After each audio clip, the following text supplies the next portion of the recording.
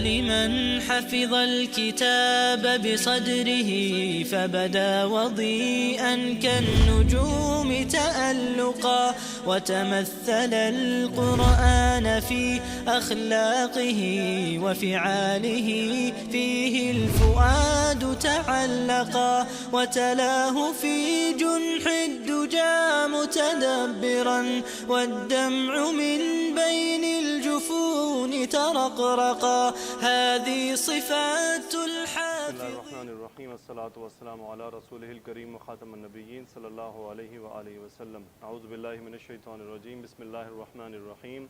والفجر وليال عشر والشفع والوتر والليل إذا يسر هل في ذلك قسم لذي حجر ألم تر كيف فعل ربك بعاد إرم ذات العماد التي لم يخلق مثلها في البلاد وثمود الذين جابوا الصخر بالواد وفرعون ذي الأوتاد الذين طغوا في البلاد فأكثروا فيها الفساد فصب عليهم ربك صوت عذاب إن ربك لبالمرصاد.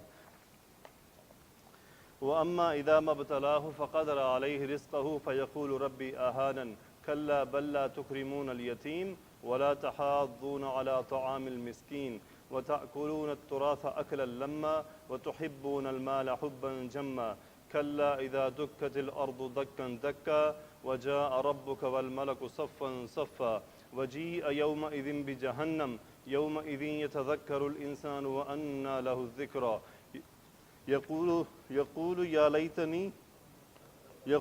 ليتني قدمت لحياتي فيومئذ لا يغضب عذابه أحد ولا يوثق وثاقه أحد يا أيتها النفس المطمئنة ارجعي إلى ربك راضية مرضية فادخلی فی عبادی وادخلی جنتی.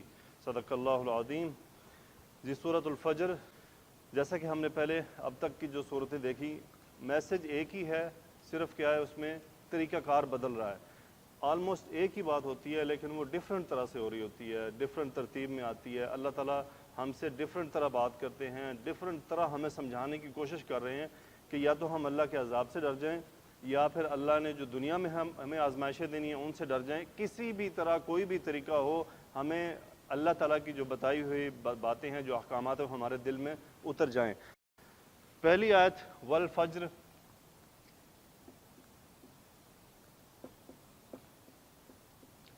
والفجری، واو کیا ہے جی؟ قسمیہ. کیسے پتہ چلا ہمیں؟ جر چلا گیا. کیا مطلب ہوا؟ قسم ہے فجر کی، قسم ہے فجر کی. آگے کیا ہے جی؟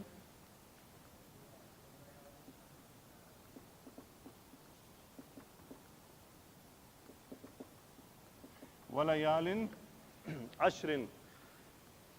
کیسے پتہ چل رہا ہے کہ قسم ٹرانسفر ہوئی ہے؟ اگلے جر چلے گئے ہیں، حرف عطف آیا، جو قسم کی جو اپلیکیشن ہے وہ ٹرانسفر ہو گئی. قسم ہے کس کی؟ 10 راتوں کی. وَلَيَالٍ عَشْرٍ. اب یہاں پہ یہ جو لیالن ہے یہ بیسیکلی اس میں منقوص تھا، یہ اس میں منقوص ہے. جیسے ہم پڑھتے ہیں ہادن وادن، تو یہ اس میں منقوص کہلاتا ہے. اس کے آخر میں یا ہوتی ہے. یہ ایک الگ قاعدہ ہے کہ یہ کیسے یا میں آتی ہے، یہ شاید پہلے بھی ایک دفعہ ڈسکس ہوا تھا. انشاءاللہ جب ہم سورہ بقرہ شروع کریں گے نا، ہدن جہاں پہ ہے اس کو وہاں پہ ہم پورا ایکسپلین کر لیں گے کہ یہ بیسیکلی کیا ہے. والفجر ولیال عشر، قسم ہے فجر کی اور کس کی؟ 10 راتوں کی. علماء کثرت سے اس کا ذکر کرتے ہیں کہ یہ 10 راتیں کون سی ہیں. یہ ذوالحجہ کی 10 راتیں ہیں، پہلی 10 راتیں. لیکن اس کے بارے میں مختلف اقوال اور بھی ہیں. ایک یہ کہ رمضان کی آخری 10 راتیں بھی ہو سکتی ہیں اور یہ محرم کی پہلی 10 راتیں بھی ہو سکتی ہیں. لیکن اکثر مفسرین کا جو کلام ہے وہ یہ ہے کہ یہ کس کی ہیں؟ حج کی، ذوالحجہ کی جو پہلی 10 راتیں ہیں یہ وہ ہیں. والفجر ولیال عشر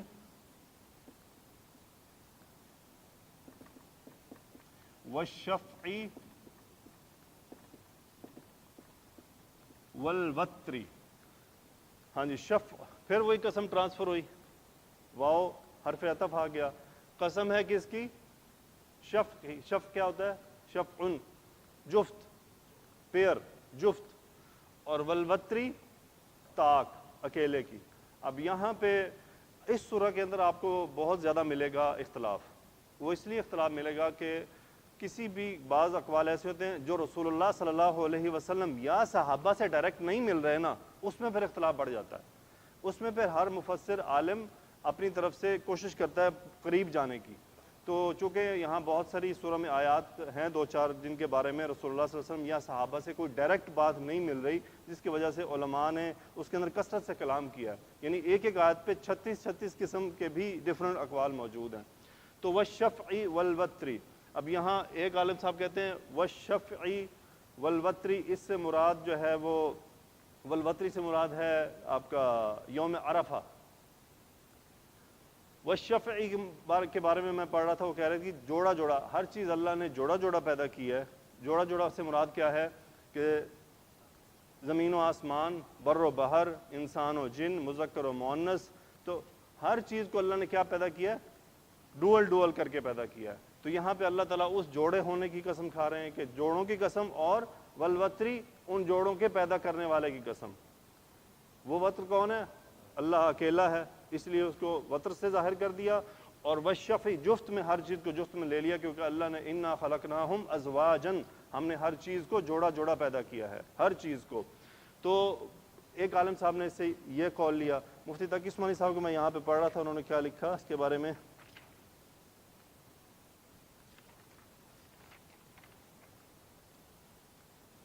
وہ کہتے ہیں جفت سے مراد 10 راتیں ہیں جوڑا جوڑا کی صورت میں، یعنی 10 جو ذوالحجہ کی راتیں ہیں وہ جوڑا جوڑا کی صورت میں ہیں. اور وہ کہتے ہیں کہ طاق سے مراد یہاں عرفہ کا دن ہے، یوم عرفہ ہے. تو یہ علماء کا یہاں پہ ڈفرینس آف اوپینین آپ کو ملے گا. وہ صاف ظاہر ہے کہ ہم کسی کو غلط نہیں کہتے، بس جس نے جو بھی لکھا ہے آپ نے علم کے حساب سے لکھا ہے. آگے کیا ہے جی؟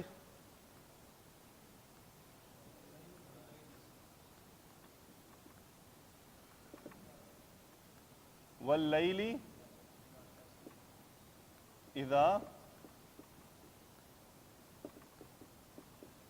اور قسم ہے رات کی. پھر وہ قسم ٹرانسفر، 4 قسمیں ہوئیں ٹوٹل، فجر کی، 10 راتوں کی، شفع والوتر کی، جفت کی اور طاق کی، اور کس کی ہے؟ واللیل اذا یسر، رات کی قسم ہے. اذا زمانے کو ظاہر کر رہا ہے کہ جب. یسر، یہ یسر کا مطلب ہوتا ہے چلانا، جب رات چلے، جب رات چلے. یہ تھا یسرا، یہ تھا یسرا. اس کا جو حرف اصلی ہے وہ سرا، سرا سے بنا یسرا. یسرا کے بعد یہ یا گرا دیا گیا. یا گرانے سے یہ تھا بیسیکلی سریا یسریا. وہ یسریا کی وجہ سے چینجز آئی تھیں، لیکن جو ہی یا گری تو وہ راہ کے اوپر جو زیر چینج کی وجہ سے ٹرانسفر ہوئی تھی وہ واپس آ گئی. واللیل اذا یسری، ہم اس کو وقف کرتے واللیل اذا یسر. اس کا کیا مطلب ہوتا ہے؟ چلنا. اور رات کی قسم جب وہ چلے. چلے سے مراد کیا ہے؟ جب روشن ہونا شروع ہو جائے، رات جب جانا شروع ہو جائے اسے کیا کہتے ہیں؟ رات چلنے لگی.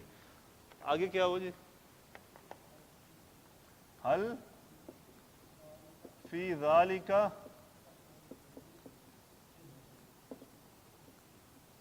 قسم لذی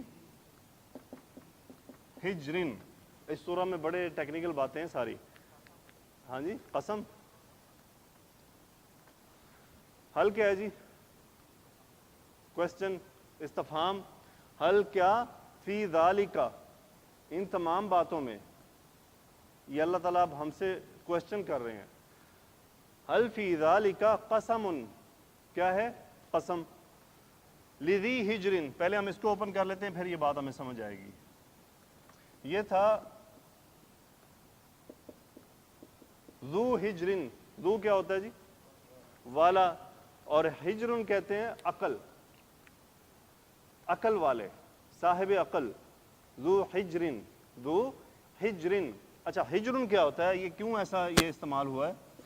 حجر جیسے پتھروں کی ایک باڑ لگا دی جاتی ہے، احاطہ کر دیا جاتا ہے، اس کو کہتے ہیں حجر. جو حتیم ہے وہ کعبہ کا حجر ہے. اور جیسے وہ سمود ہے نا، قوم صالح، جنہوں نے پتھروں کے اندر بنائے، سمود ہے نا، تو ان کے بارے میں کیا جاتا ہے؟ حجریں. تو ایک احاطے بنائے ہوئے مضبوط قسم کے. تو علماء نے یہ لکھا ہے اس سے مراد یہ ہے کہ یہ عقل کے اوپر احاطہ ہے، یعنی یہ ایک عقل ایک احاطہ ہے انسانی جسم کے اوپر جو کیا کرتی ہے، جو فاسد خیالات آتے ہیں، جو فسادات آتے ہیں، ان کو کیا کرتی ہے، منع کرتی ہے۔ تو اس لیے یہاں پہ عقل کو اس میننگ میں لیا گیا ہے کہ عقل کیا ہے، ایک باڑ ہے انسانی جسم کے اوپر کہ وہ انسان کو خیالات دیتی ہے کہ تم نے یہ نہیں کرنا، تم نے یہ کرنا ہے، اس کو بتاتی ہے کہ کیا یہ چیزیں ہیں۔ تو یہاں سے ہے۔ اب زو سے زی کیوں ہوا جی؟ لام جر آیا، لام جر نے زو کو کیا کر دیا، زی جر کر دیا، زو زا زی۔ حل فی ذالک قسم، کیا اس میں عقل والوں کے لیے، کیا اس قسم میں عقل والوں کے لیے کچھ ہے کہ وہ اس پہ غور کریں؟ اللہ تعالیٰ ہمیں غور کروانا چاہ رہے ہیں، جو میں نے اتنی ساری قسمیں کھائی ہیں، صاحب عقل لوگوں کو چاہیے کہ وہ اس پہ غور کریں۔ بات سمجھ آئی اس کی؟ حل کوشچن فی ذالک۔ اب یہاں مبتدا خبر کی بات ہے، اب چونکہ فی حرف جر آ گیا، حرف جر کبھی مبتدا نہیں بنتا، اسے ہمیشہ خبر ہی ہونا ہوتا ہے۔ تو یہ آپ کا قسم جو ہے مبتدا مؤخر ہے اور فی ذالک خبر مقدم ہے۔ حل فی ذالک قسم لذی حجر، آگے کیا ہے جی؟ ہاں جی،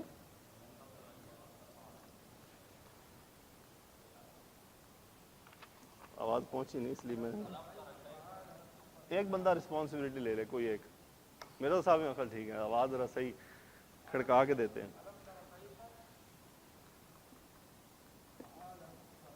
علم ترى کیف فعل،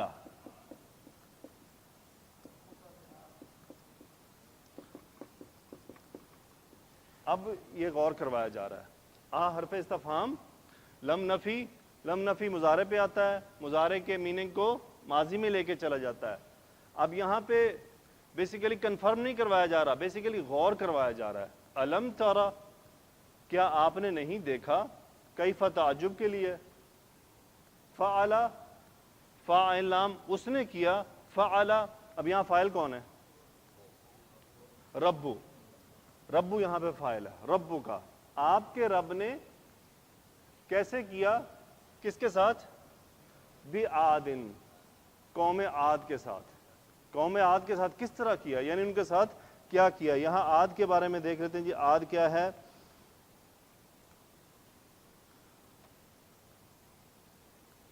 نوح علیہ السلام کی قوم میں ایک شخص گزرا تھا جس کا نام کیا تھا، عاد۔ تو یہ اس عاد کے نام سے یہ قوم مشہور ہوئی، یہ اس کے یعنی اس کا قبیلہ تھا، اسی کی طرف سے اس قوم کو عاد کہا جاتا ہے، اور یہ عرب کا بیسیکلی عرب کی قوم تھی، یہ قوم عرب میں تھی عاد۔ علم تری کیف فعل ربک بعاد، بڑے طاقت والے تھے۔ آگے کیا ہے جی،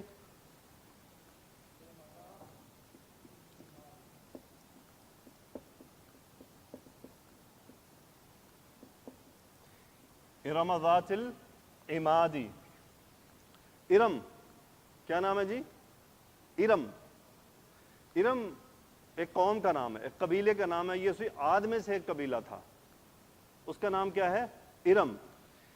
ارم، قوم ارم کے بارے میں اب بتایا جا رہا ہے، اور یہ حالت جر میں آ رہا ہے، کیوں، یہ بات ابھی چل رہی ہے، یہ پوری آیت علم تری کیف فعل ربک بعاد ارم ذات العماد۔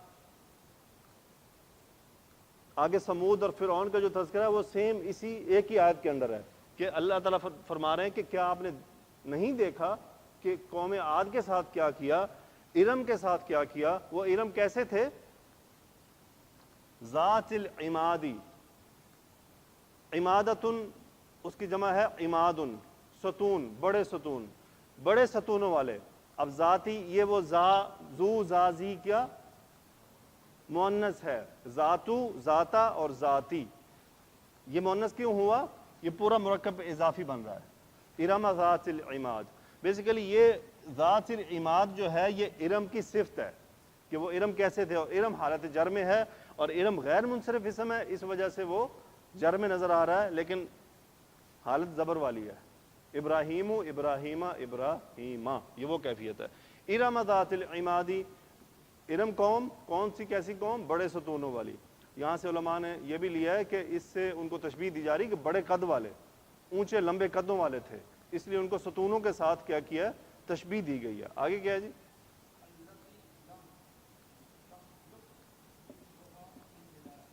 التی لم یخلق.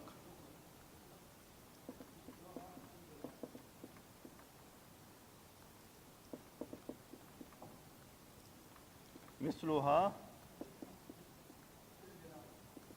فی البلاد. اب یہ ان سب کی صفت آ رہی ہے کہ وہ کیسے تھے. الم تر کیف فعل ربک بعاد ارم ذات العماد.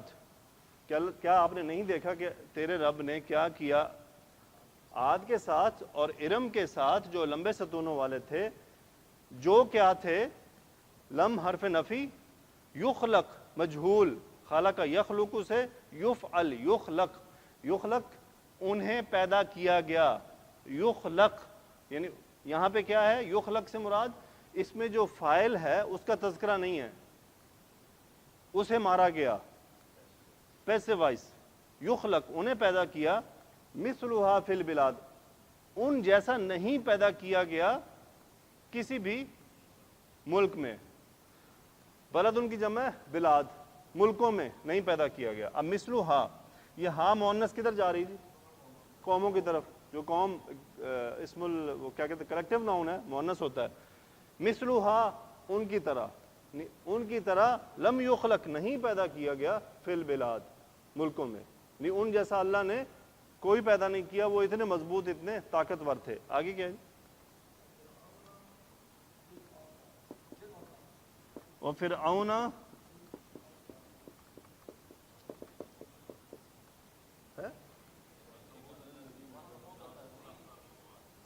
ڈیوٹی چینج کرا لی ہے.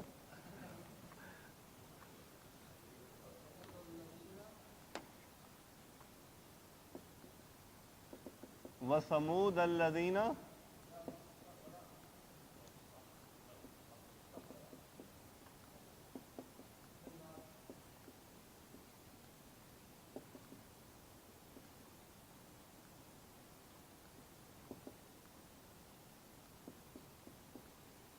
وثمود الذین جابوا الصخر بالواد. اب یہ وہی بات چل رہی ہے. اللہ تعالیٰ فرما رہے ہیں کہ آپ نے نہیں دیکھا کس کو؟ قوم عاد کے ساتھ کیا ارم ذات العماد, ارم کے ساتھ کیا گیا جو بڑے ستونوں والے تھے, اور سمود کے ساتھ. سمودہ پھر جر چلا گیا. وثمودہ اور سمود کے ساتھ الذین, یہ صلہ ہے جو واپس ان پہ ریٹرن ہو رہا ہے کہ انہوں نے کیا کیا, جو کیا تھے. جابا, جیم واو با مادہ ہے اس میں, جابا یجوبو, یہ باب نصرہ سے ہے, اس کا مطلب ہوتا ہے گھڑنا, تراشنا. جابوا الصخر بالواد, یہ تھا وادن. کیا تھا جی؟ وادن, وادن وادی, عربی میں وادن کہتے ہیں, اس میں منقوص ہے وادن. یہ یا کہاں چلی گئی؟ ہوا یہ کہ معرفہ بنا, الف لام آیا, یہ ہلکا ہوا, اس کی وجہ سے یا پورے کا پورا ڈراپ ہو گیا, کیونکہ وہ سنگل حرکت پہ یا کھڑا نہیں ہوتا اکیلا. الوادی بالوادی. اب اس سے جو پہلے ورڈ آ رہا ہے وہ کیا ہے؟ صخرہ. صخر کس کو کہتے ہیں؟ صخرن, پتھر. وہ کون سا بیت المقدس میں جو ہے صخرہ, اسی طرح سے نا ورڈ وہاں پہ بھی. ہاں جی, نہیں, مضبوط پتھر کو کہتے ہیں. جو حجر اسود ہے وہ تو کیا ہے؟ چھوٹے چھوٹے پتھر ہیں, لیکن ہاں جی قبۃ الصخرہ, وہ جو صخر ہوتا ہے اس کو وہ مضبوط پتھر ہوتا ہے, بڑی چٹان جسے آپ کہہ لیں. اور اس کا یہ واحد ہے صخرن, اس کی جمع ہوتا ہے صخرتن, اس کی جمع کیا ہے؟ صخرتن. وثمود الذین جابوا الصخر بالواد, یعنی انہوں نے وادی میں کیا کیا؟ پتھروں کو تراشا. آگے ہاں جی, جابا یجوبو کا مطلب تراشنا.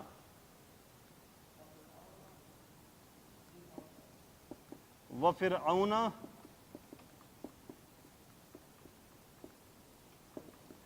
ذی الاوتاد, اور فرعون حالت جر میں آ گئے.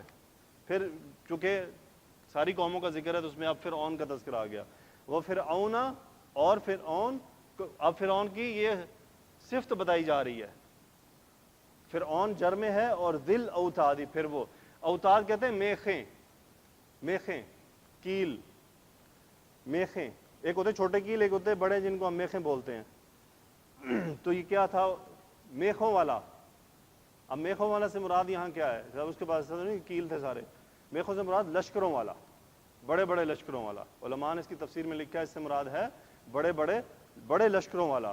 اور کہتے ہیں اگر آپ میخیں بھی لے لیں تو میخیں سے مراد یہ ہو سکتا ہے کہ ان کے پاس صاف ظاہر ہے کہ وہ بڑے لشکر تھے, خیمے بھی تھے, گھوڑے بھی تھے, اور گھوڑوں کو باندھنے کے لیے وہ میخیں استعمال کرتے تھے, تو صاف ظاہر ہے میخوں کی تعداد بھی زیادہ تھی. تو فرعون ذی الاوتاد, وتد اس کی واحد ہے یعنی ایک میخ, اور جمع اوتاد. وہ فرعون ذی الاوتاد, ذی جر میں چلا گیا کیونکہ یہ پوری صفت بن رہا ہے فرعون کی, اور فرعون حالت جر میں ہے. اس سے آگے کیا ہے جی؟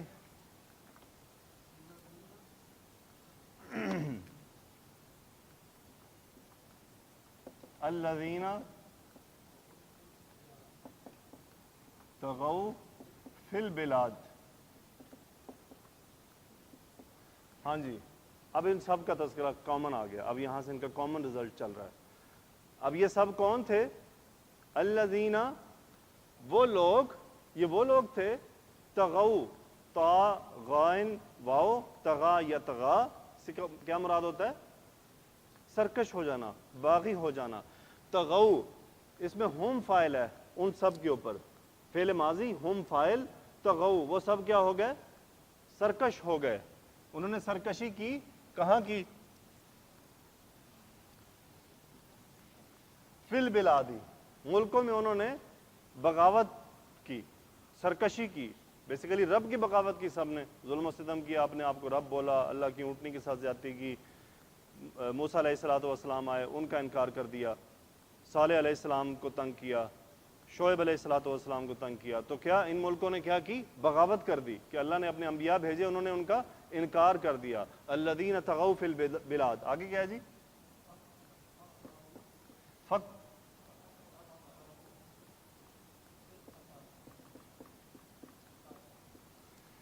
اکثر یکسرو, اکثر یکسرو,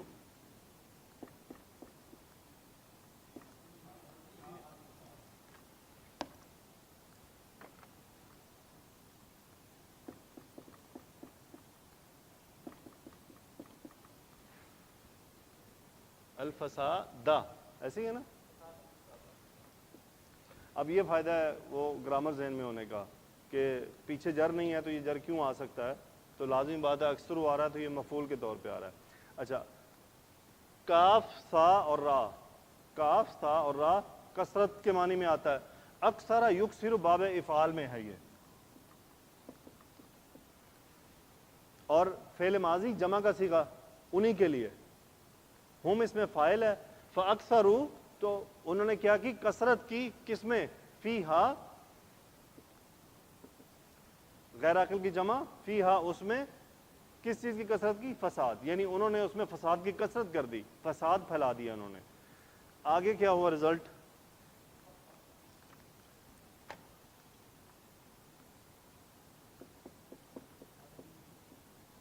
علیہم,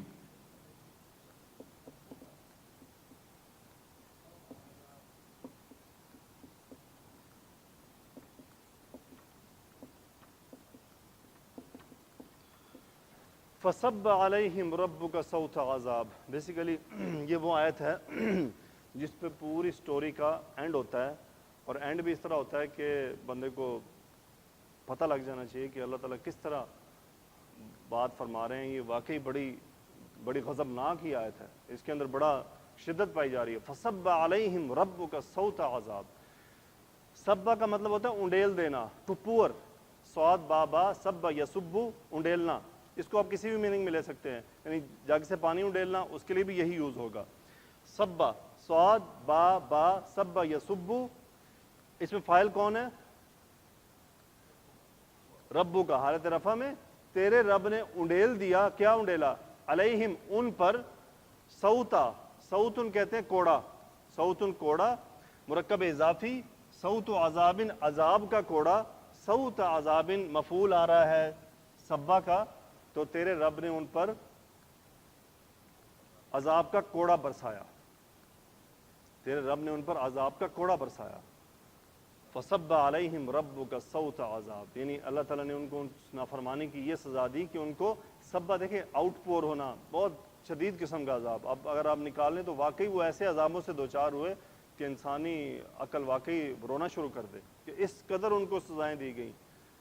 عاد کو لے لیں، سمود کو لے لیں، قوم فرعون کی قوم کو لے لیں، تو ان کے اوپر جو عذاب کی کیفیات آئیں واقعی وہ رونگٹے کھڑے کر دیتی ہیں. ان ربک لبالمرصاد.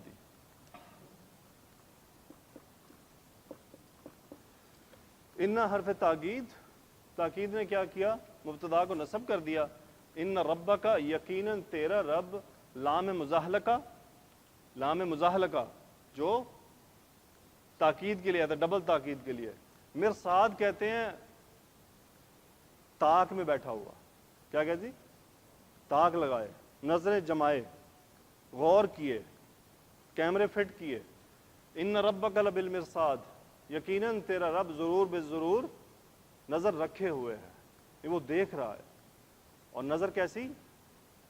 پھر یہ ہوتا ہے فصب علیہم ربک صوت عذاب، وہ نظر رکھے ہوئے ہے کہ اگر نہیں ہوگا تو پھر یہ کوڑا برسے گا. ہم اللہ تعالیٰ سے دعا کرتے ہیں بار، اللہم انا نعوذ بک من عذاب القبر ومن عذاب النار ومن فتنة المحیا والممات ومن فتنة المسیح الدجال. یہ جو من فتنة المحیا والممات ہے نا، وہ یہی اسی قسم کے فتنے ہیں کہ موت و زندگی کے فتنے، کہ ایسی موت نہ ہو کہ ہم فتنے میں مر جائیں اور خدا نہ خواستہ ہماری آخرت خراب ہو جائے. آگے کیا ہے جی؟ فَأَمَّا الْإِنسَانُ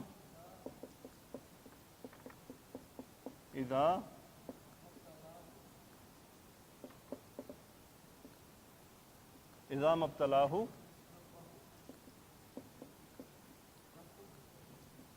ربہ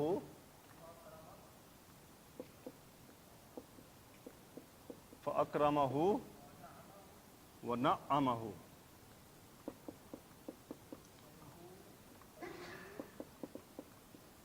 فیقول ربی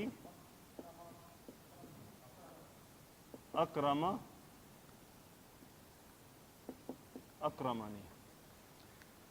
فاما، بس جہاں تک تعلق ہے الانسان، انسان کا، اذا مبتلاہ، ما زائدہ ہے یہاں پہ، اصل ورڈ ہے یہ والا ابتلا،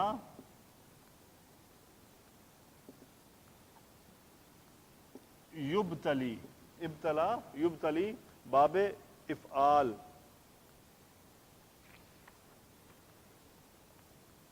ہاں جی، باب افعال، ابتلا یبتلی، آزمانا، آزمائش.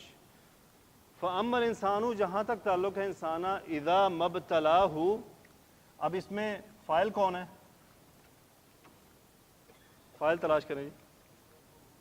ہاں جی، جب اس کا رب، رب مرکب اضافی، ہو یہ انسان کی طرف واپس ریٹرن ہو رہی ہے. یہ ہو کدھر جا رہا ہے جی؟ انسان کی طرف.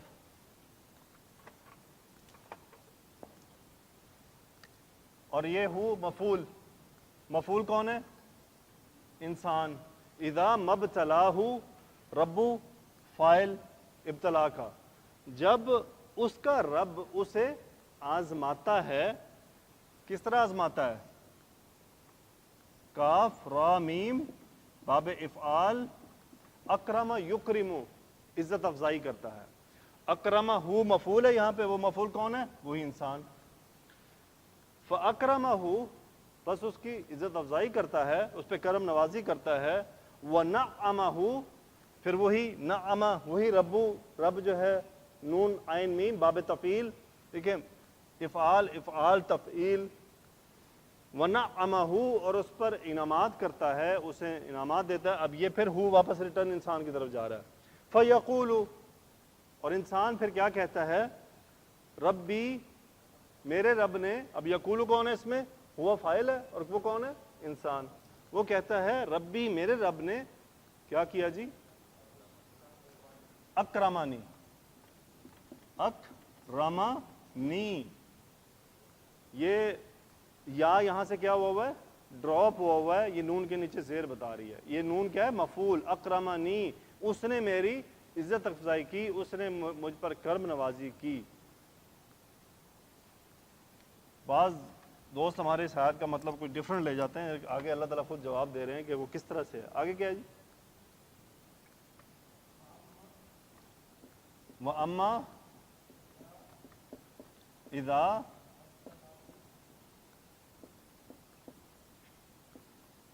اِذَا مَبْتَلَاهُ فَقَدَرَ عَلَيْهِ رِزْقَهُ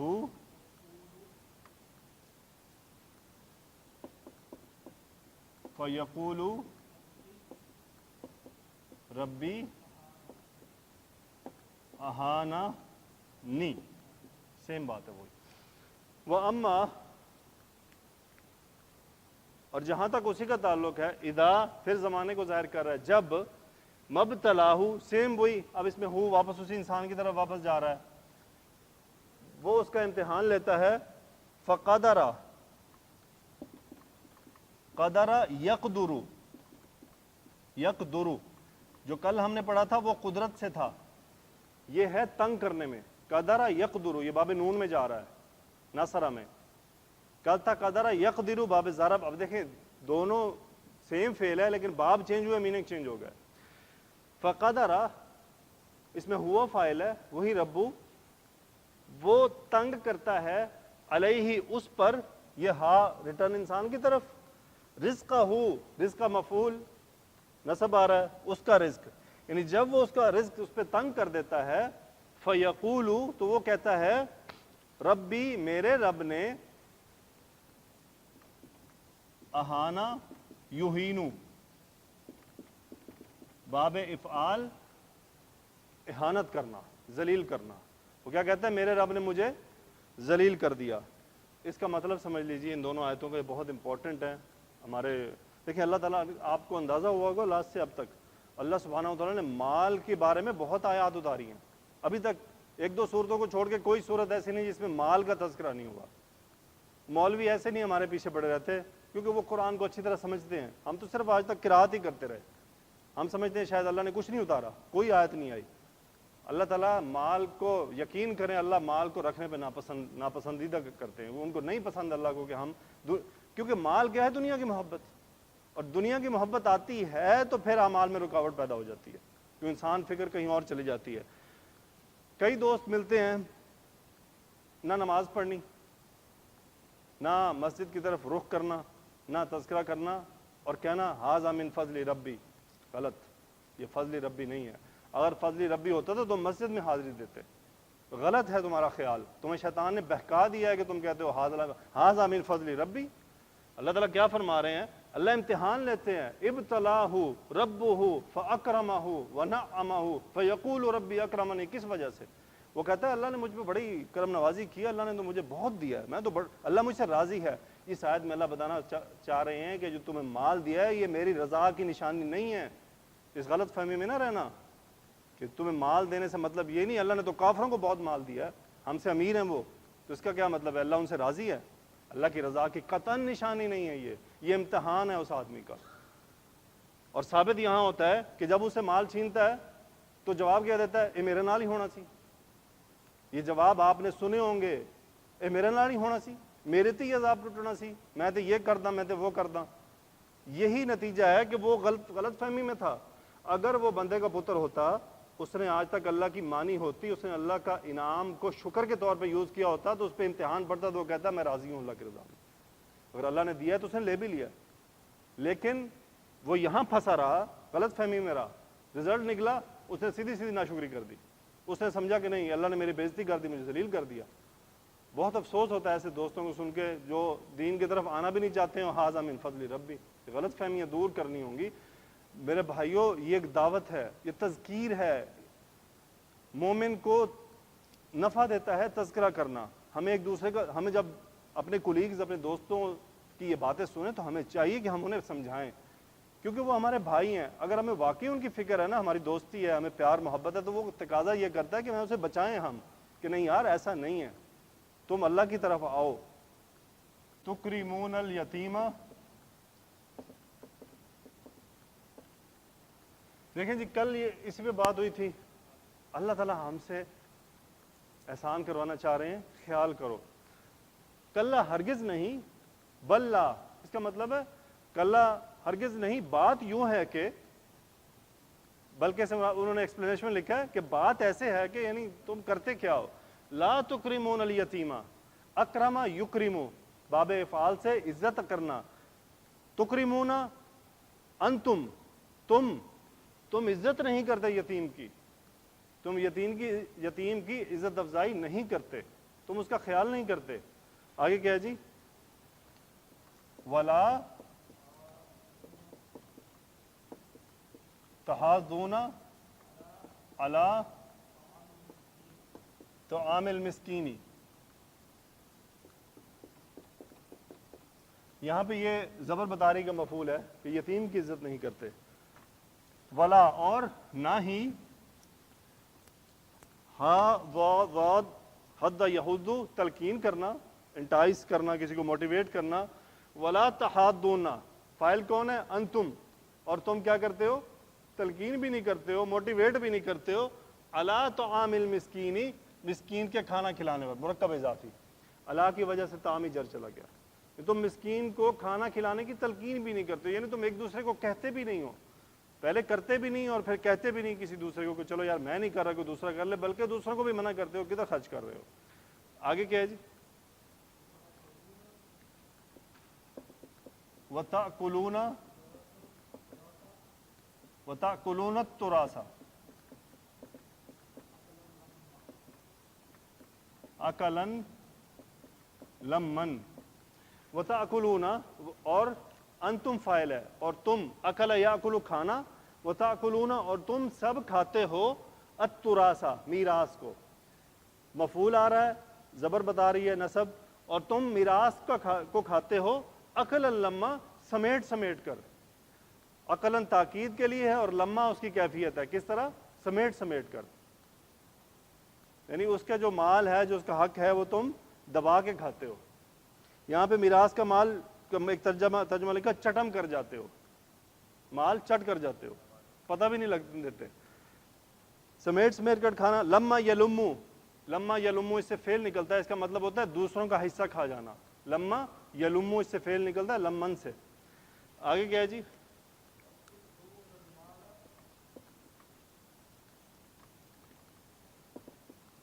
وَتُحِبُّونَ الْمَالَ حُبًّا جَمًّا. واو حرف عطف, احب یحب باب افعال, احب یحب, تحبون انتم, اور تم کیا کرتے ہو, محبت کرتے ہو, منصوب حالت نصب میں, مفعول مال سے محبت کرتے ہو, حبًا تاکید کے لیے, شدید, کس قسم کی, جمن, کثرت سے محبت کرتے ہو. مال سے تمہیں بہت محبت ہے, مال کی محبت میں مرے جا رہے ہو. تحبون المال حبا جمن. اللہ کرے قرآن کی یہ آیات جو ہیں یہ ہمارے دلوں پہ اثر کریں, خاص طور پہ ہمارے جو ہم یہاں رہ رہے ہیں, اللہ نے ہمارے اوپر مال کے دروازے کھولے ہوئے ہیں, بس اللہ کرے کہ ایسا نہ ہو کہ یہ مال ہمارے لیے عذاب بن جائے اور روز قیامت ہمیں اس کا حساب دینا ہی مشکل ہو جائے. کلا اذا دکت الارض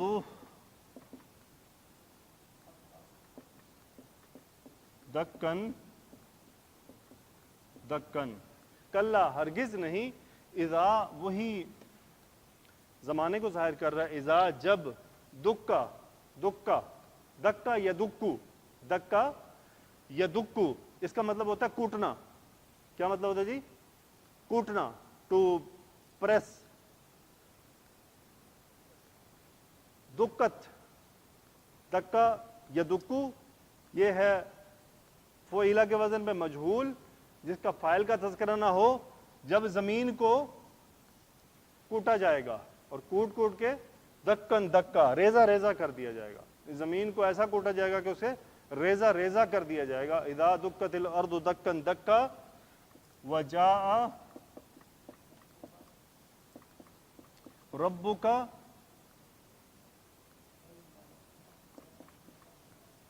والملک صفا صفا. جاء یجیء آنا، جیم حمزہ یا مادہ ہے، جاء وہ آئے گا، کون آئے گا؟ ربو کا فاعل ربو. جب تیرا رب آئے گا اور کون آئے گا ساتھ؟ والملک فرشتے، فرشتوں کی جمع ہے. والملک صفا صفا، قطار در قطار، قطاریں بنائے ہوئے. اور جب فرشتے اور تیرا رب اور اس کے فرشتے جو ہیں قطار اندر قطار حاضر ہو جائیں گے، پھر کیا ہوگا؟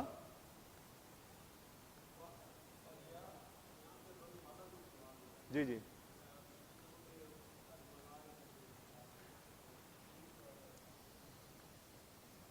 ملکوں کا میں نے جو پڑھا وہ کہتے ہیں جی یہ جمع ہے ملائکہ کی، یعنی ملائکہ بھی جمع ہے اور ملکن بھی جمع ہے.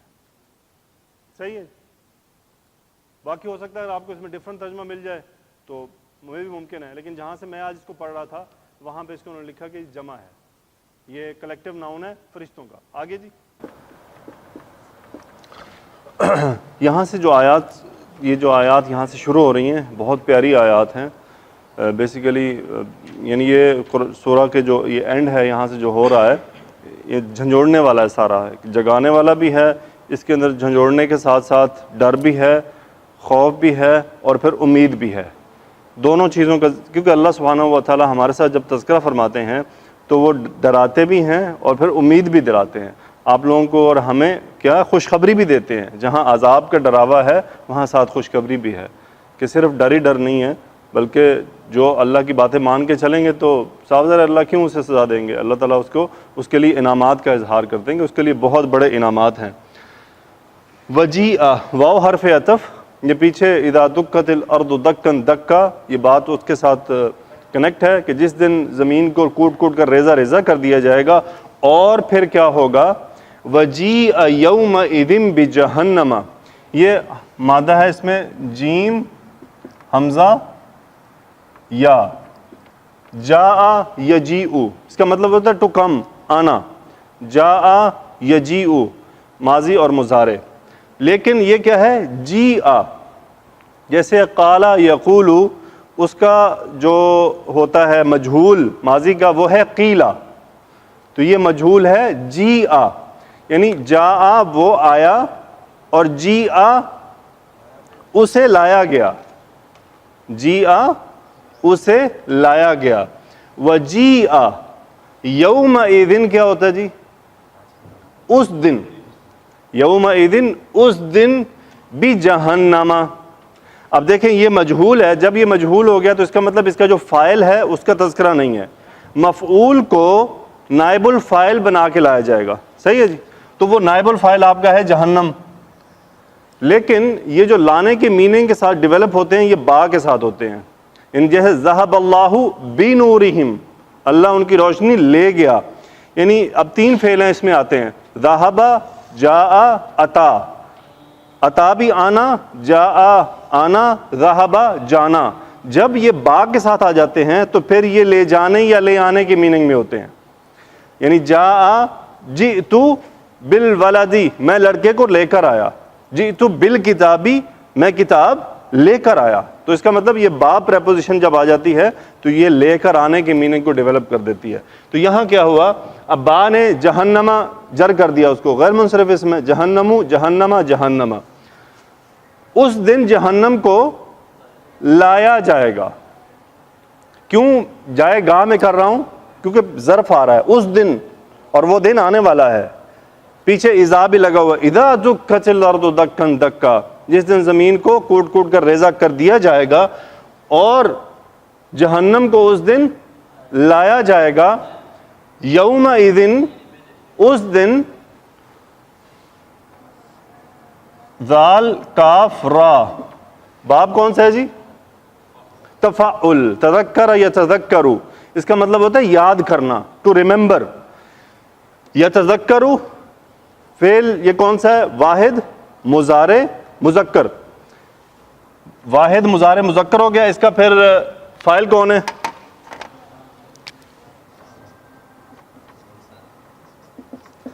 فاعل اس کا انسان، یہ رفع بتا رہی ہے، رفع بتا رہی ہے. یتذکر الانسان، انسان کیا کرے گا؟ یاد کرے گا. کیا یاد کرے گا؟ نصیحت پکڑے گا. اس دن اس کو نصیحت آ جائے گی، اس دن اسے نصیحت آئے گی. واو حرف عطف، انا، یہ انا کیا ہے جی؟ ہاں جی، یہ انا نہیں ہے اور نہ یہ وہ انا ہے، یہ ایک وہ ہے انا. انا لکی ہاذا، سورہ آل عمران، انا لکی ہاذا، تمہارے پاس یہ کہاں سے آیا؟ انا کا مطلب کہاں سے، فرام ویئر. ٹھیک ہے، فرام ویئر. انا لہو، لام حرف جر، ہو کی طرف واپس انسان کی طرف چلا گیا. ذکرا، اب اس کا مطلب یہ ہوا اس کے، یہ نصیحت ہے. ذکرا یہاں پہ نصیحت کے طور پہ آ رہا ہے، اور ذکر ان کی جو سپرلیٹو ڈگری ہے نا، یعنی اس کا یہ جو بلیغ مادہ ہے یہ اس کو ظاہر کر رہا ہے. وَأَنَّا لَهُ الذِّكْرَى، اور اس کو اب نصیحت کس کام کی، کہاں کی نصیحت، کہاں سے اس کو نصیحت فائدہ دے گی، یعنی اس وقت کو ظاہر کیا جا رہا ہے. وَأَنَّا لَهُ الذِّكْرَى، اور اس کے وہ نصیحت کہاں کام آئے گی.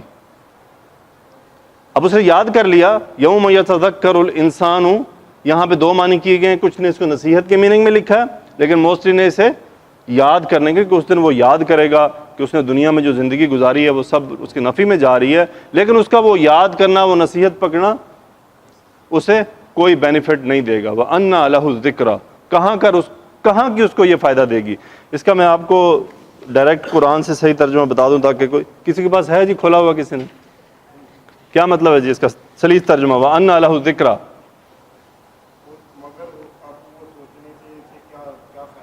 اب اسے سوچنے سے کیا فائدہ. وَأَنَّا لَهُ الذِّكْرَى، لام سوچ اس کے لیے، ہو کون ہے؟ انسان. وَأَنَّا لَهُ الذِّكْرَى، یہ ذکرہ کیا ہے؟ بلیغ ہے، بلاغت ہے اس کے سوچنے کی، اس کے یاد کرنے کی، اس کے نصیحت پکڑنے کی، کہ اب اسے اس کا کوئی بینیفٹ نہیں ہے کیونکہ وقت گزر چکا ہے.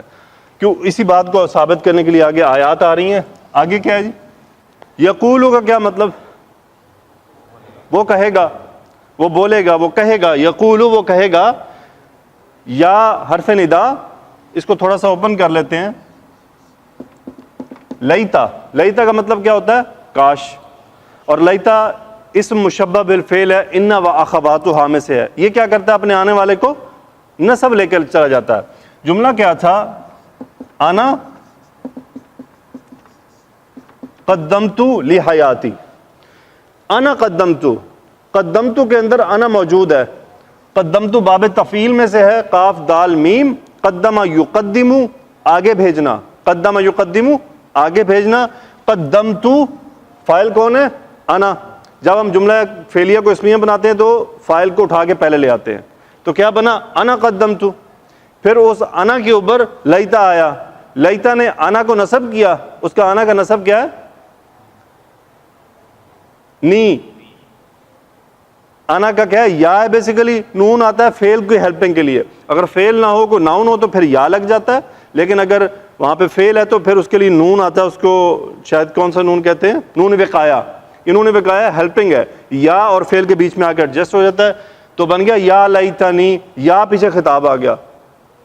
یہ بیسیکلی ہائے ہے اس کی، اے کاش. یہ وہ کاش ہے جو تھکی ماندی ہے، ہاری ہوئی کاش ہے. اب وہ ہار چکا، اس کو پتہ لگ گیا ہے.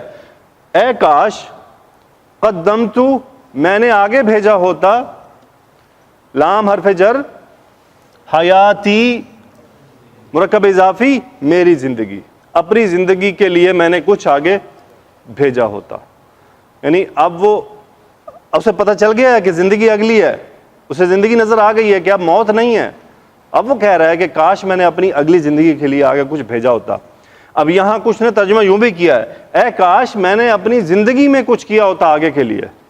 تو یہاں پہ آپ کو دو ڈیفرنٹ ترجمے مل جائیں گے. تو یہ وہی بات ہے کہ کچھ گرامر کے انتہائی قریب جانے کی کوشش کرتے ہیں، کچھ یا کہ سلیس میں ہمارے لیے کھول دیتے ہیں. یہ علماء کا اپنا پھر مفہوم ہوتا ہے. صحیح ہے جی، بات سمجھ آئی؟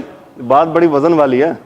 اللہ نہ کرے کہ ہم اس دن اس کنڈیشن میں ہو کہ ہم یہ کہہ رہے ہوں کہ یا اللہ ہم سے اس دنیا میں اچھے کام کروا لے، نیک کام کروا لے. آگے جی.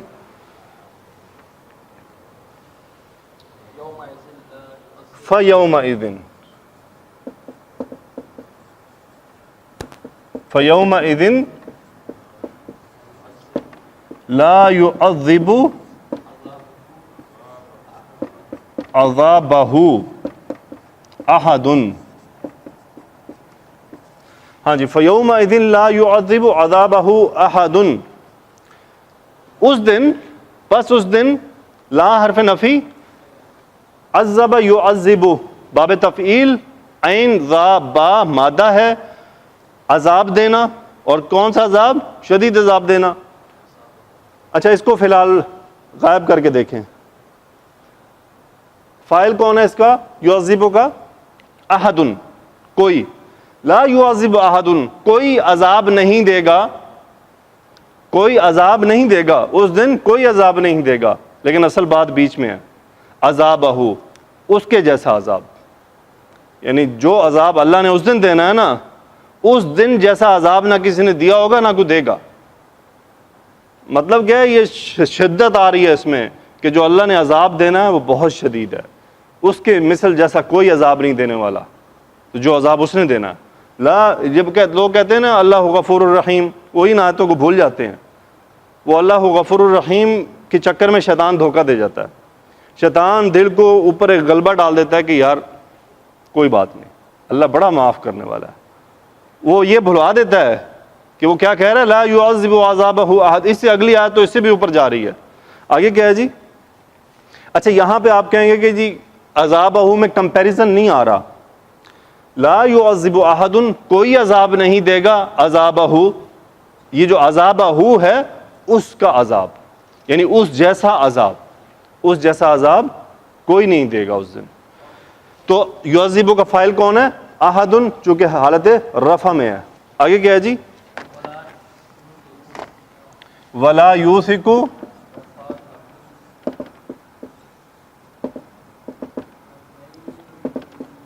ولا یوثق وثاقہ احد. ہاں جی, ولا یوثق وثاقہ احد, واو حرف عطف, عطف کس پہ؟ یومئذ پہ. اس دن لا یوثق, یہ باب افعال ہے. اوثاقہ, اوثاقہ یوثق, اس کا مطلب ہوتا ہے جھکڑنا, جکڑنا. ایک ہوتا ہے ربطہ, رابطہ, وہ ہوتا ہے رسی باندھ دینا. لیکن ایک ہوتی ہے جکڑنے کی کیفیت, کہ جکڑ دینا. رسی باندھنے میں احتمال ہے کہ کھل سکتا ہے, لیکن یہاں پہ کیا آ رہا ہے؟ یوثقو, واحد مضارع, وہ جکڑے گا, وہ جکڑے گا. کون جکڑے گا؟ ولا یوثق احد, کوئی نہیں جکڑے گا, وثاقہ, اس جیسا جکڑنا. یعنی جس شدت سے اللہ اس دن جہنمیوں کو جکڑے گا, اس دن اس جیسا کوئی نہیں جکڑ سکتا. یعنی اللہ سبحانہ و تعالیٰ کوئی کچھ نہیں چھوڑیں گے کہ وہ دیکھ لیں آپ کتنی ہم آیات پڑھ چکے ہیں کہ جہنم میں ڈال کے جہنم بند کر دی جائے گی, ختم, سٹوری ختم ہو گئی. یا ایتھا النفس المطمئنہ,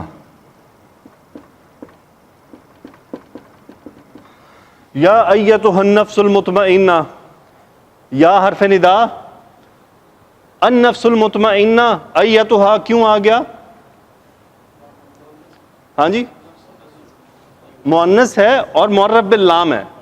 معرف باللام جب ناؤن ہوتا ہے تو اس کے اور یا کے بیچ میں سپورٹ کے لیے ایتھا آتا ہے مؤنث کے لیے, اور مذکر کے لیے ایو, ایوہا, ایوہا. ٹھیک ہے جی.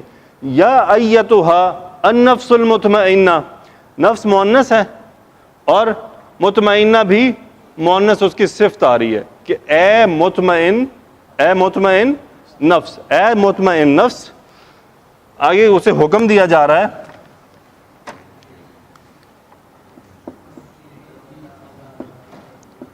ارجعی الی ربک راضیۃ مرضیۃ.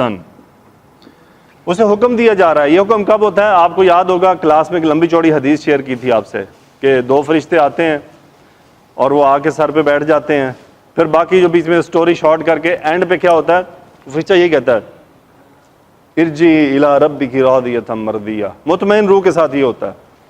اور دوسرے کو کیا کہتا ہے؟ یا ایتھا النفس الخبیثہ، اے خبیث روح نکل.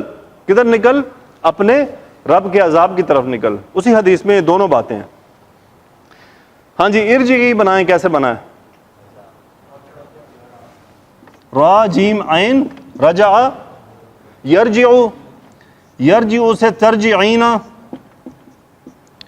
ترجعینا واحد مؤنث مخاطب، ترجعینا تم لوٹو، تم لوٹتی ہو یا لوٹو گی. اب اس کو ہم نے بنانا امر، تا ڈیلیٹ کر دیں، نہیں پڑھا جا رہا، اس کے لیے ہم الف لائیں گے، لیکن آخر میں ہم نے کیا کرنا ہے؟ اس کو ساکن کرنا ہے. کیا؟ نون ڈراپ ہوگا. اس کا نون ڈراپ ہو گیا. ارجعی. اب چونکہ یہاں پہ ہمیں کیسے پتہ چلے گا ہم نے کون سا زبر لگانی ہے، زیر لگانی پیش؟ را جیم عین میں سے جو کس مادے پہ ہو؟ فا عین لام میں سے عین مادے پہ جو حرکت ہوگی وہ الف پہ آ جائے گی. تو عین پہ کیا ہے؟ کیا بن گیا؟ ارجعی. کیا بنا جی؟ کیا مطلب اس کا؟ تم لوٹو، ریٹرن. ارجعی کدھر لوٹو؟ الہ کی طرف، ربی کی. مرکب اضافی کے اوپر الہ حرف جر آیا ہوا ہے، اس نے رب کو جر کر دیا، ربو کی تھا. اب نفس مؤنث ہے، وہ پہلے تو یہ ارجی کنفرم کر رہا ہے، پھر یہ کاف کے نیچے زیر کنفرم کر رہی ہے. ارجعی الی ربی کی، اپنے رب کی طرف لوٹ. کس حالت میں لوٹ؟ راضی مذکر اور راضیتن مؤنث. راضی یعنی خوش، خوش ہو کر، اور مرضیتن یہ اسم المفعول ہے اسی روح کے بارے میں. یعنی پہلے تو وہ خوش لوٹے، پھر وہ اس پہ خوش ہو جو اس کو انعامات ملنے والے ہیں. یعنی اللہ نے جو اس کے لیے انعامات رکھے ہیں اس پر اب وہ خوش ہو. پہلے وہ خود خوش جا رہی ہے راضی ہو کر، لیکن اب وہ اگلی باتوں پر بھی خوش ہو جو اس کو وہاں ملنے والی ہیں. تو دونوں خبریں دے دی گئی اس کو کہ یہاں سے بھی راضی جا رہی ہے اور آگے بھی اس کو اسی کو رضا ملنے والی ہے کہ اس کو خوش کر دیا جائے گا ان انعامات کے ذریعے. ارجعی الی ربک راضیۃ مرضیہ. آگے مزید اس کو خوشخبریاں دی جا رہی ہیں. فادخلی فی عبادی، فا حرف عطف، پس دخل یدخل، تدخلین اس کا امر بنا. ادخلی فاعل کون ہے؟ انتی، انتا نہیں، انتی. فادخلی تو داخل ہو جا. کس میں داخل ہو جا؟ فی عبادی میرے بندوں میں. کون سے بندے؟ جو وہاں ہیں. میرے بندوں میں داخل ہو جا، جن کو اللہ تعالیٰ نے پہلے سے وہاں پہنچا دیا ہوا ہے. ان کے اندر داخلے کے بارے میں اعلان کیا جا رہا ہے کہ میرے بندوں میں شامل ہو جا. علماء یہاں بہت سارے نکتے فرماتے ہیں، انشاءاللہ ہم اس کی جو تشریح ہے وہ مکمل کریں گے. آگے کیا ہے جی؟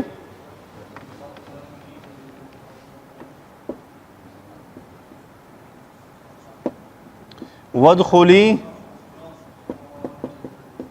جنتی، واو حرف عطف، اور پھر وہی انتی، تو داخل ہو جا. امر دیا جا رہا ہے کہاں داخل ہو جا؟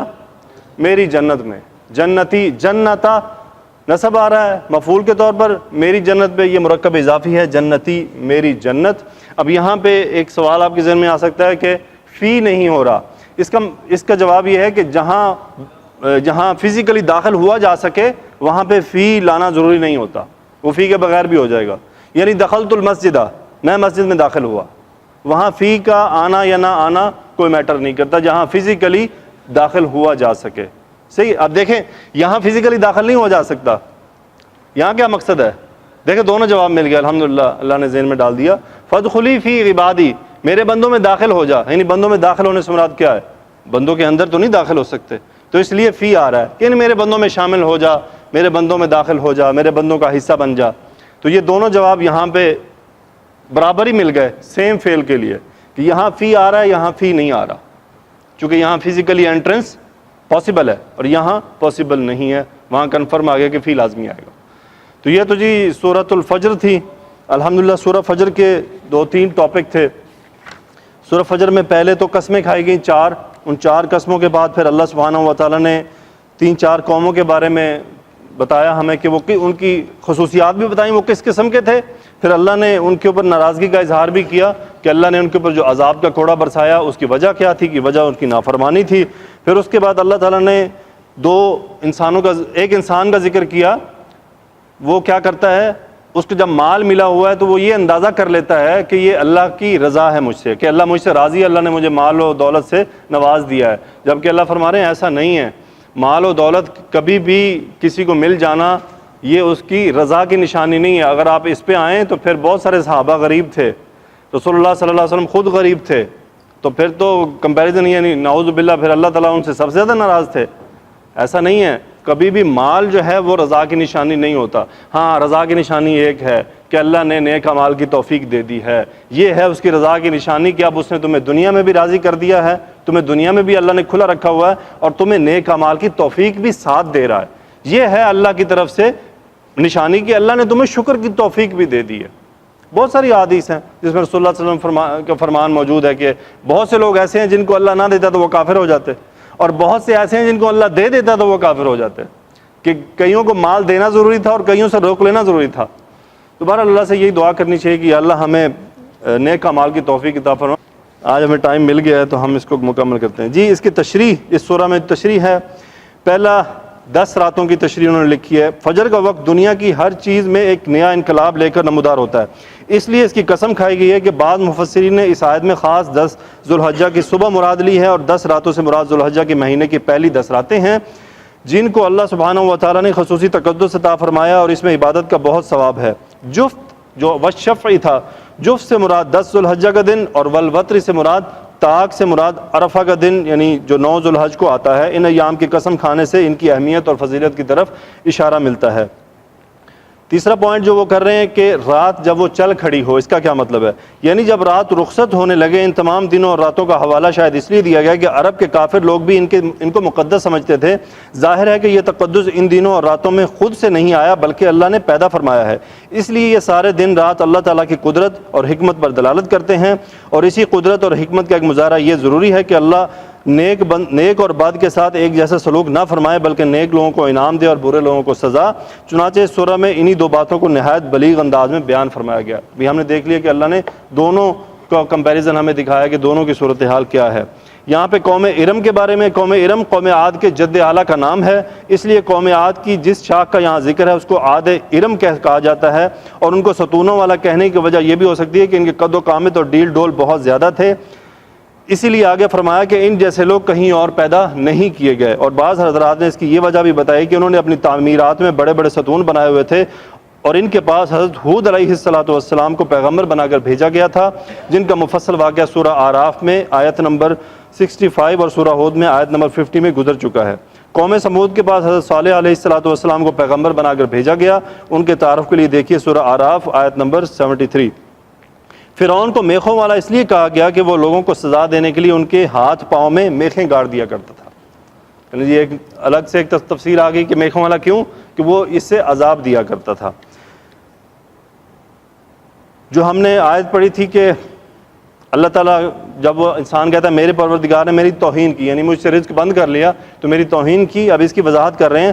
اللہ تعالیٰ نے رزق کی تقسیم اپنی حکمت کے مطابق فرمائی ہے, لہٰذا رزق میں تنگی ہو تو اسے اپنی توہین سمجھنا بھی غلط ہے, اور رزق میں زیادتی ہو تو اسے لازماً اپنی عزت سے تعبیر کرنا بھی غلط ہے, کیونکہ اس دنیا میں اللہ سبحانہ و تعالیٰ نے بہت سے ایسے لوگوں کو مال و دولت سے نوازا ہے جو نیک نہیں ہیں.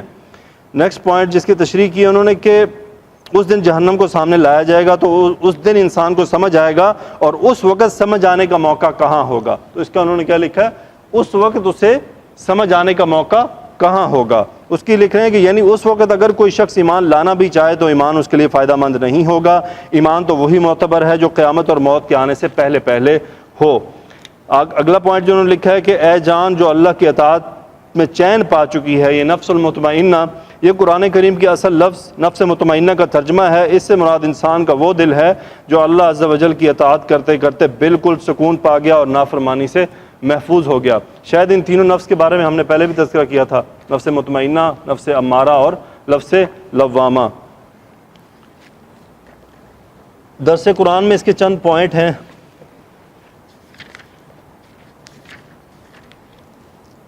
یتیم کی کفالت کی فضیلت. ایام جاہلیت میں عرب میں یہ بھی ایک عیب تھا کہ یتیموں پر مہربانی نہ کرتے تھے۔ رسول اللہ صلی اللہ علیہ وآلہ وسلم نے احادیث صحیحہ میں یتیم کی خبر گیری اور اس کی کفالت کے بڑے فضائل ارشاد فرمائے ہیں۔ ایک حدیث میں ارشاد ہے، مسلمانوں کا وہ گھر سب سے اچھا ہے جس میں کوئی یتیم ہو اور اس کے ساتھ اکرام اور بھلائی کی جاتی ہو، اور مسلمانوں کا گھر وہ گھر بدترین ہے جس میں یتیم سے اچھا سلوک نہ کیا جاتا ہو۔ پھر رسول اللہ صلی اللہ علیہ وسلم نے کلمہ کی انگلی اور بیچ کی انگلی کو ملا کر اشارہ کرتے ہوئے فرمایا، میں اور یتیم کی پرورش کرنے والا جنت میں اس طرح ہوں گے۔ دنیا کی محبت تمام گناہوں کی جڑ ہے۔ ان آیات سے معلوم ہوا، یہ جو آخر میں تھی جس کے اندر مال رزق کا کٹ جانا، رزق کا عطا ہونا، پھر وَتَأْكُلُونَ التُّرَاثَ أَكْلًا لَمًّا وَتُحِبُّونَ الْمَالَ حُبًّا جَمًّا، اس کی اب وہ وضاحت کر رہے ہیں۔ ان آیات سے معلوم ہوا کہ تمام گناہوں کی جڑ یہی دنیاوی محبت ہے اور مال و دولت کی لالچ اور طمع ہے۔ یہی حق تلفی کراتی ہے، یہی جھوٹ بلواتی ہے، یہی فریب کرواتی ہے، یہی دھوکہ دلواتی ہے، یہی خون کرواتی ہے اور یہی بے شرم و بے حیا بنا دیتی ہے۔ یہ کفار کی خصلتیں ہمیشہ سے رہی ہیں کہ مال کی اس قدر محبت اور پرستش کو اسی کو مقصود زندگی ٹھہرا لیتے ہیں۔ آپ کو یہ اچھی طرح اندازہ ہے، ہمیں تو یہ یہاں پریکٹیکلی اندازہ ہے کہ ان لوگوں کے نزدیک بس ان کا خدا، ان کی پجاری، ان کا سب کچھ وہی ہے، نوکری، جاب، مال، اس کے لیے وہ کچھ بھی کرنے کو تیار ہیں۔ تو اللہ تعالیٰ ہمارے اندر سے مال کی محبت نکال دے اور اپنی محبت ڈال دے، اسے بھر دے۔ تو کفار اور ان جیسی مذموم خصلتیں رکھنے والے انسان کو یہاں حب مال پر تنبیہ ہے کہ پھر ان بدعمالیوں کے ساتھ یہ بھی سمجھنا کہ کوئی ہم کو ان باتوں پر سزا دینے والا نہیں، تو اس کے متعلق اگلی آیت میں فرمایا گیا کہ ایسا ہرگز مت خیال کرنا، اس سب کا پورا بدلہ آخرت میں دیا جائے گا۔ پھر اس میں نفس لوامہ سے ایک آخری پوائنٹ ہے۔ خلاصہ یہ ہے کہ انسان کے نفس میں 3 صفات ہیں، امارہ، لوامہ اور مطمئنہ۔ امارہ کفار اور دنیا کی لذات و شہوات پر فرفتہ لوگوں کی صفت ہے۔ یہ نفس امارہ کو ان کو بدکاری اور بدعملی پر بار بار حکم دیتا ہے، یعنی اور وہ کوئی حکم نہیں دیتا امارہ جو ہے، وہ صرف بس اس کو غلط کاموں پہ لگاتا ہے۔ جبکہ نفس لوامہ یعنی ملامت کرنے والا، جو اپنی برائیوں پر ملامت کرے، یعنی جب انسان سے کوئی گناہ ہو جائے تو وہ اس کو ملامت کرتا ہے، بھی یہ تم نے کیا کیا، اس کو شرمندگی دلاتا ہے۔ یہ عام مسلمانوں کی صفت ہے، یعنی یہ عام مسلمانوں کی صفت ہے کہ ان کے اندر لفظ لوامہ موجود ہو۔ اب وہ کہتے ہیں کہ جی یہ عام مسلمانوں کی صفت ہے کہ ان میں حس و ادراک باقی ہے اور گناہ کو گناہ سمجھتے ہیں اور دل میں گناہ کر کے رنج اور افسوس ہوتا ہے۔ نفس مطمئنہ یعنی اطمینان والا نفس، یہ حضرات انبیاء علیہم السلام، اولیاء کرام اور صالحین کے نفس کی حالت ہے۔ ان کو عبادت اور معرفت سے اطمینان اور سکون نصیب ہوتا ہے، اور یہ وہ لوگ ہوتے ہیں کہ جب وہ ذرا سے اللہ کے ذکر سے ہٹ جائیں، قرآن سے ہٹ جائیں، تو پھر کیا ہوتا ہے، ان کا دل ایسے تڑپتا ہے جیسے پانی کے بغیر مچھلی تڑپتی ہے، تو وہ ہوتے ہیں نفس مطمئنہ۔ تو ہمارے لیے بھی یہ حکم ہے کہ ہمیں اس طرف سفر کرنا چاہیے، ایسا نہیں کہ اس میں ہم داخل نہیں ہو سکتے، سب داخل ہو سکتے ہیں، اور الحمدللہ ہمارے بڑے بزرگ، بڑے علماء اس میں داخل ہوئے ہیں۔ یہاں ایک اور انہوں نے پوائنٹ لکھا ہے، صالحین کی صحبت کا فائدہ۔ یہاں آخری 2 آیات فَادْخُلِي فِي عِبَادِي وَادْخُلِي جَنَّتِي، یعنی نفس مطمئنہ کو مخاطب کر کے حق تعالیٰ جل شانہ کا یہ حکم ہے کہ میرے خاص بندوں میں شامل ہو جا اور میری جنت میں داخل ہو جا۔ ان سے متعلق مفسرین کرام لکھتے ہیں کہ ان آیات سے پہلے اللہ سبحانہ و تعالیٰ کے مخلص اور صالح بندوں میں شامل ہونے کا حکم ہے، پھر اس کے بعد جنت میں داخل ہونے کا۔ اس میں اشارہ پایا جاتا ہے کہ جنت میں داخل ہونا اس پر موقوف ہے کہ پہلے اللہ سبحانہ و تعالیٰ کے صالح اور مخلصین مومنین کے زمرہ میں شامل ہو، پھر ان سب کے ساتھ ہی جنت میں داخلہ ہوگا۔ اس سے معلوم ہوا کہ جو دنیا میں صالحین کی صحبت اور معیت اختیار کرتا ہے، علامت اس کی یہ بھی ہے کہ یہ ان کے ساتھ جنت میں جائے گا۔ اس لیے حضرت سلیمان علیہ السلام نے اپنی دعا میں فرمایا وَأَدْخِلْنِي بِرَحْمَتِكَ فِي عِبَادِكَ الصَّالِحِينَ، یعنی انہوں نے اپنے نیک بندوں میں شامل ہونے کے لیے دعا کی کہ یا اللہ مجھے ان میں شامل فرما لے اور مجھے اپنی رحمت سے داخل کر اپنے نیک بندوں میں۔ سورہ نمل۔ اور حضرت یوسف علیہ السلام نے اپنی دعا میں فرمایا توفنی مسلم و الحقنی بالصالحین، موت دے مجھ کو اسلام پر اور ملا مجھ کو صالحین یعنی نیک بندوں میں۔ سورہ یوسف تو معلوم ہوا کہ صحبت صالحین وہ نعمت کبریٰ ہے کہ انبیاء علیہ السلام بھی اس کے لیے دعا سے مستغنی نہیں ہیں، یعنی ہمیں نیک صحبتیں اختیار کرنی چاہیے۔ اس کی برکت یہ ہے کہ ہم بھی ان کے ساتھ نکل جائیں گے۔ الحمدللہ یہ جو ہماری محفل ہے، یہ جو ہمارا یہ گروپ ہے، اللہ کے احسان سے یہ وہی گروپ ہے کہ ہمیں اللہ نے توفیق دی ہے کہ اس قدر مصروف دور میں سب کچھ چھوڑ چھاڑ کے یہاں بیٹھے ہوئے ہیں، تو یہ اللہ کی خاص توفیق ہے۔ ہم یہ نہیں دعویٰ کرتے کہ ہم جو ہے کوئی بڑے نیک پاک لوگ ہیں، لیکن بہرحال یہ بھی اس کا احسان ہے کہ اس نے ہم پہ یہ کرم نوازی کی۔ معاویہ رضی اللہ تعالیٰ عنہ روایت فرماتے ہیں حدیث کہ اللہ تعالیٰ جس کو دین کا فہم عطا کر دے تو اس کا مطلب کیا ہوا کہ اللہ نے اس کے لیے خیر کا ارادہ کر لیا. تو یہ اللہ کے ہمارے بارے میں خیر کے ارادوں میں سے ہیں. وآخر دعوانا الحمد للہ رب العالمین الصلاۃ والسلام علی رسولہ الکریم وخاتم النبیین صلی اللہ علیہ وآلہ وسلم.